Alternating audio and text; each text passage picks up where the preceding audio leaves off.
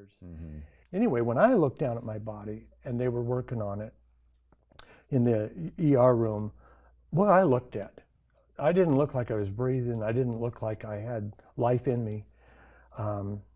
So you're in the hospital room now, and you're out of your body, looking at your lifeless body, or what seemed a lifeless body there, and Chuck, the other pilot, is sharing a room with a curtain. I mean, it looks like I'm dead. That's clearly my body, but I'm up here, and I've never felt more alive. And I was not really worried.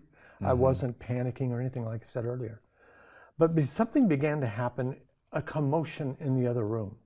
And when I say room, I'm talking probably, I don't know, 15 feet away, 20 feet away. But there was a curtain, a thick gray curtain had separated, so I could not see over. And there was clearly this commotion going on. And strangely, this commotion really grabbed at my heart.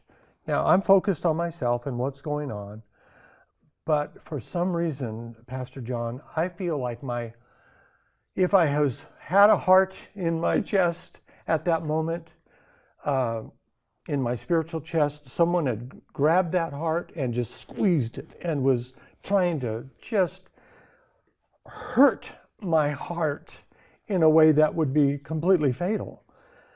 And because it felt like this, but obviously my body is down there, my heart is down there, it seemed like it was not beating.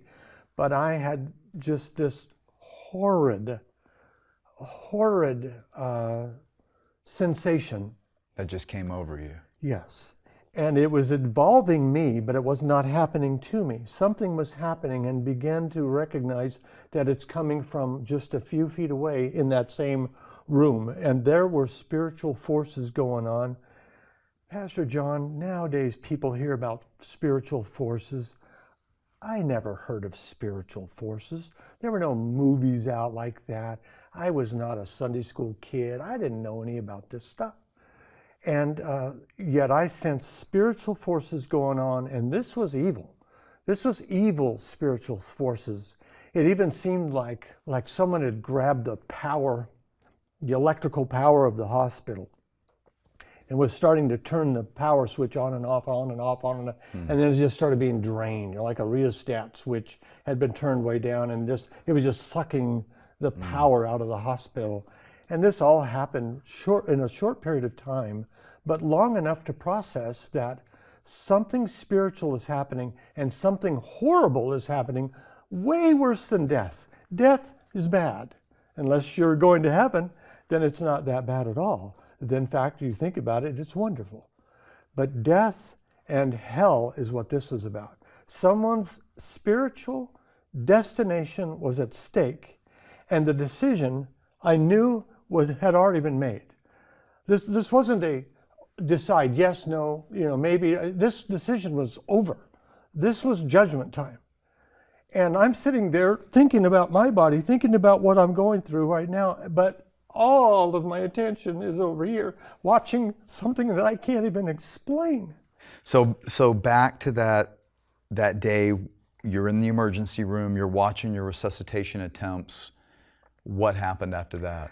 After the heaviness of what occurred in the emergency room that I knew was Chuck, that it began to leave, and then I went back to my body. But what happened, this is kind of important. If I don't tell it, it would not give the story justice. I was looking at my body again, and an image came that occurred, and it happened in my life.